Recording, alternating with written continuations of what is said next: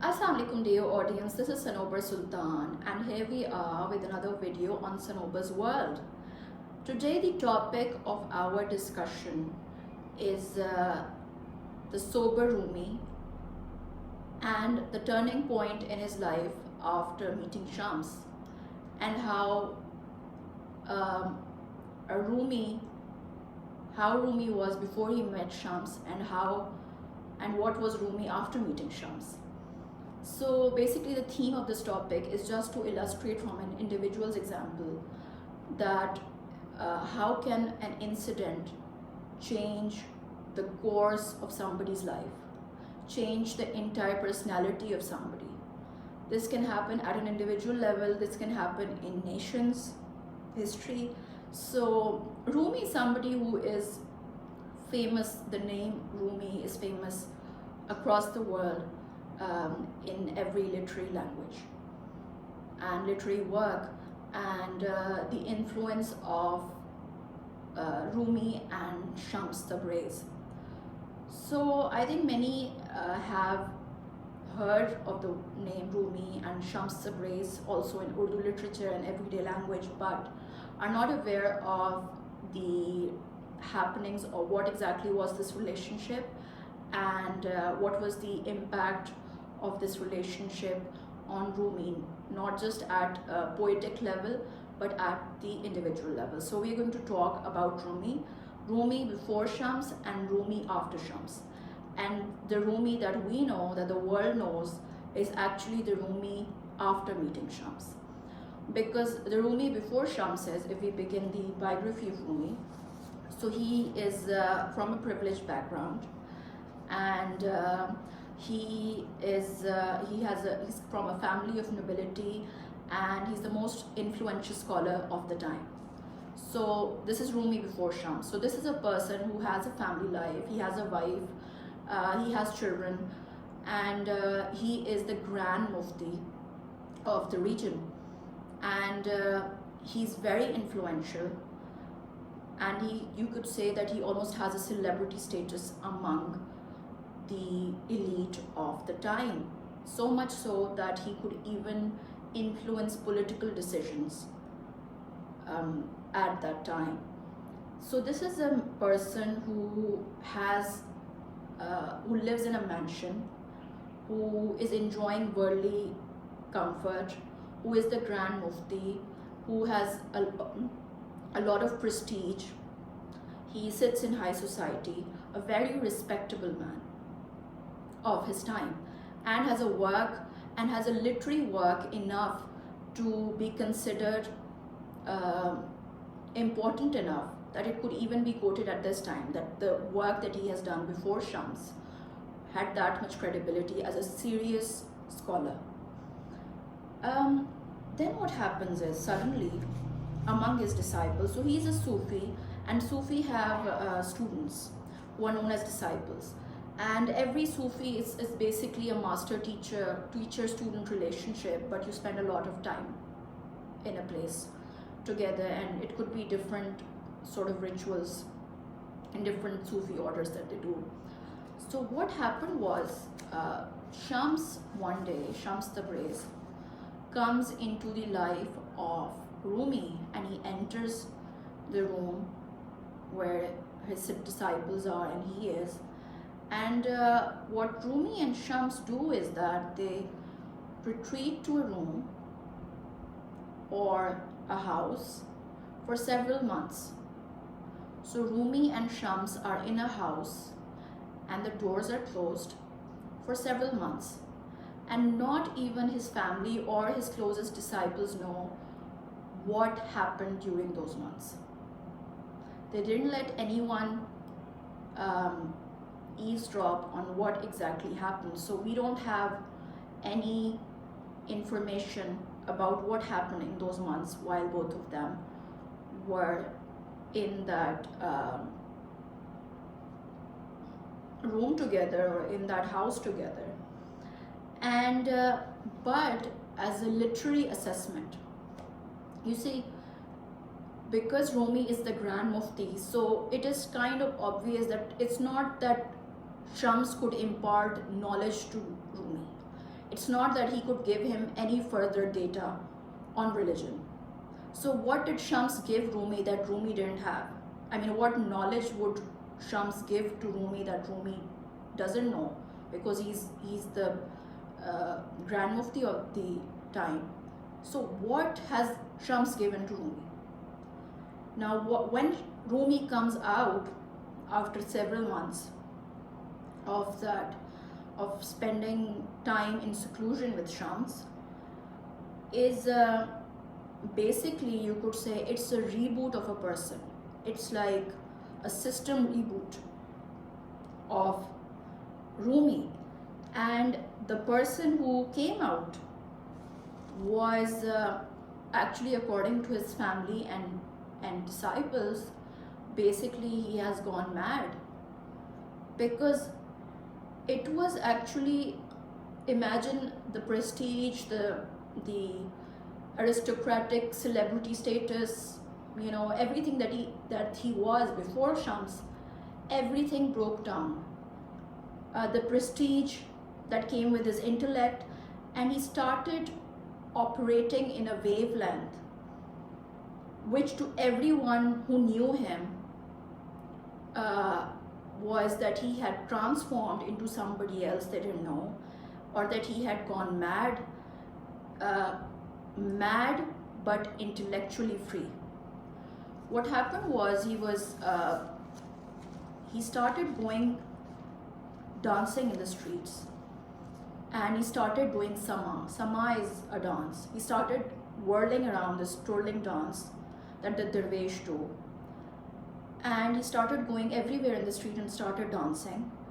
He started drinking alcohol, which is forbidden in Islam, and the Rumi, before meeting Shams, obviously did not drink alcohol. So after Shams, now he's drinking alcohol. Now he is going around, imagine the biggest scholar of the region, starts dancing in the streets. He leaves that mansion, leaves that grandness, leaves that life of comfort, and is now living a life of, he just has become a dervish, and he starts writing poetry according to him. And the poetry, now that the way he's talking, it's like this intellectual passion, and that intellectual passion, according to Rumi, was not his poetry, was not Rumi's poetry, but actually was a creation from the intellectual union that happened between him and Shams. Now what happened is, so obviously Rumi is a family man. He has children, he has grown children, and people start talking like, what's this relationship, and on what level of intellectual union are these two operating? So what he did was, Rumi tried to silence everyone. He married a girl from his family to Shams to sort of bring him under, to bring him within the ambit of his family as well, to sort of hush down the kind of scandalous talk that people were doing. But instead, what Shams did was, when he married that girl, he did marry that girl, but he did not consummate his marriage. And he said to the girl that it's unfair to her, because his love is a love that transcends physical intimacy. It is a love of the Lord.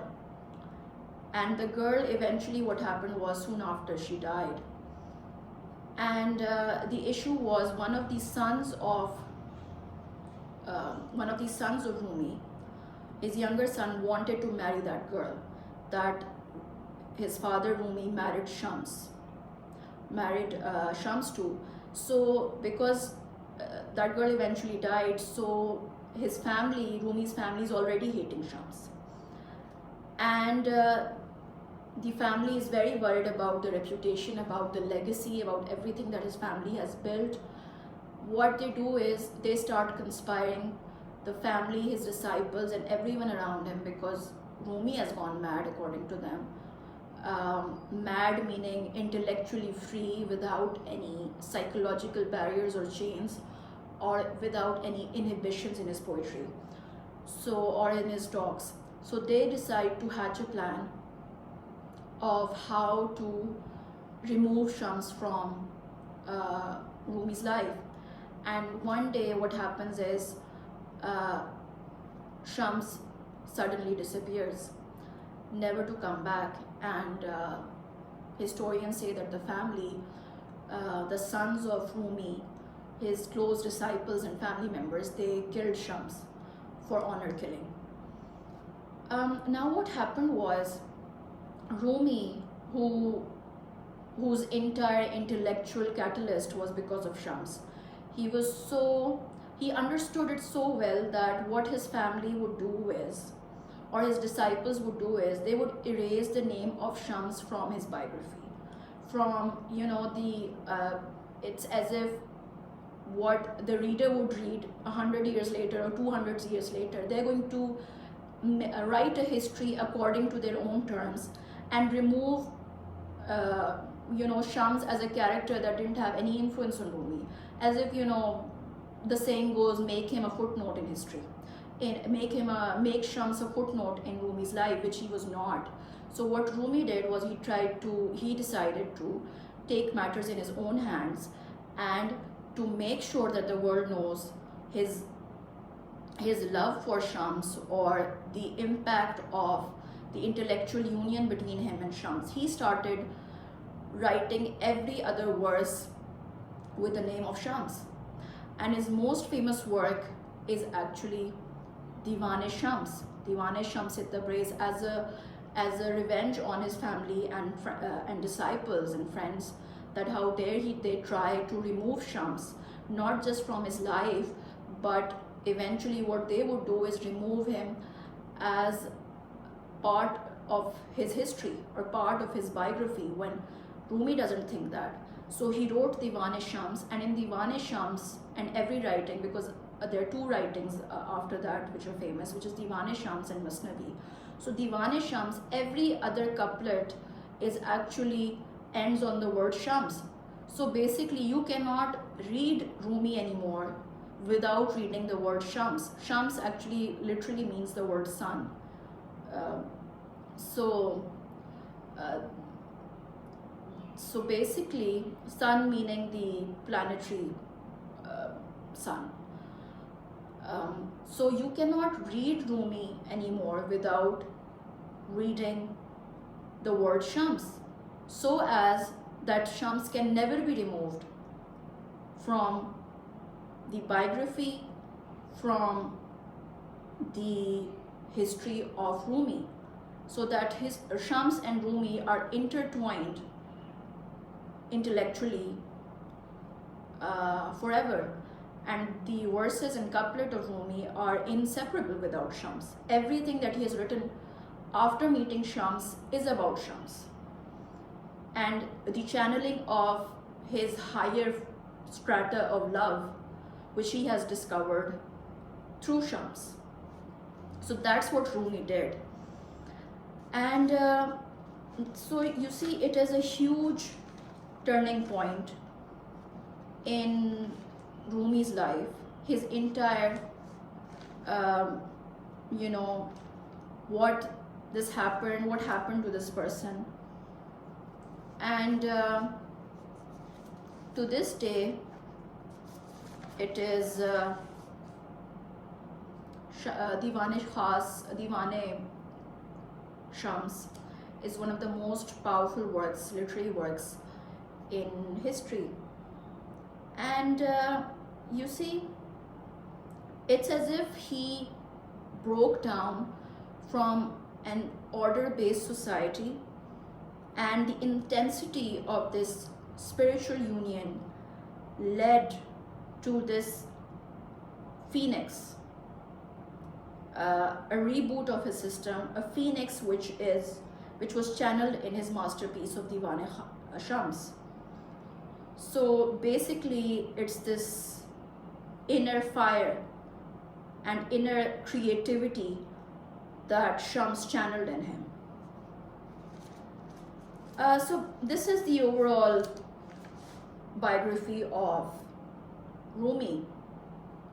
Now here is to know that after Rumi died, his family, because they already had a lineage of scholars and they were very influential people of society.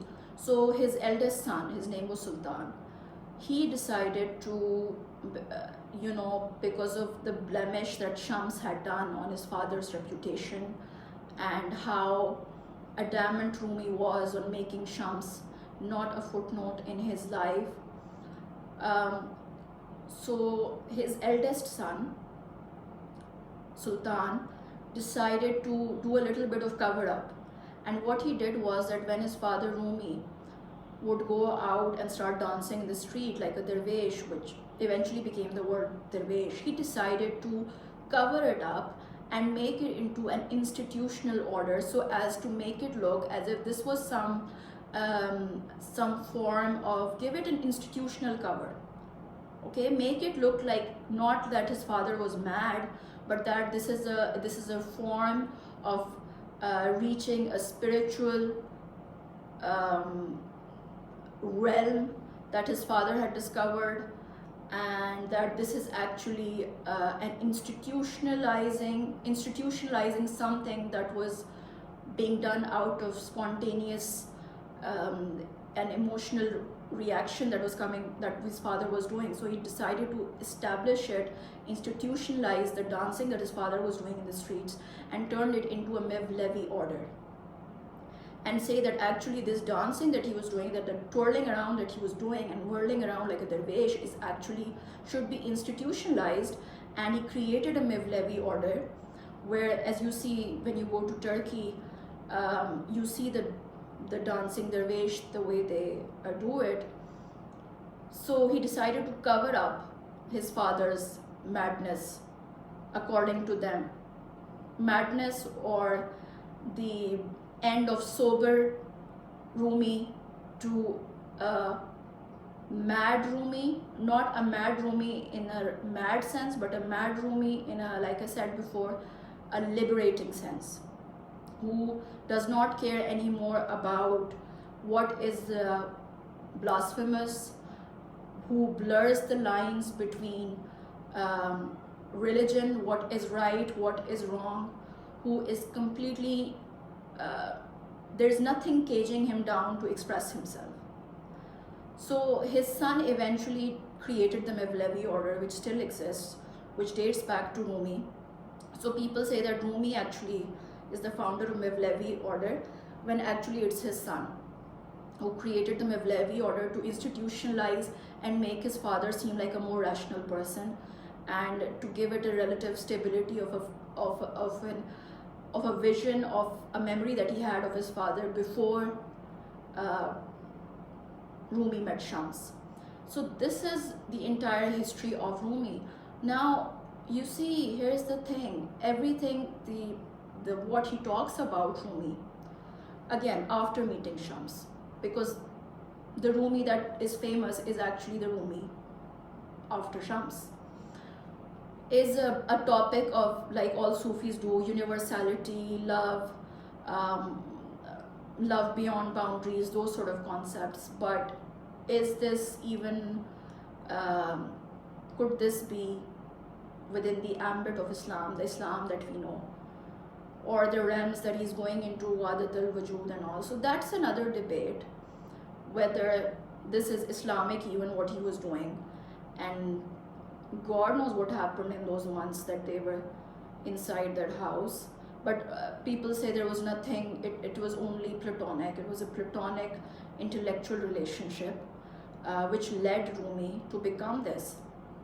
So yeah, that's why there are many Muslim Orthodox scholars who don't even consider Rumi to be considered a Muslim scholar anymore after the kind of things that he has written.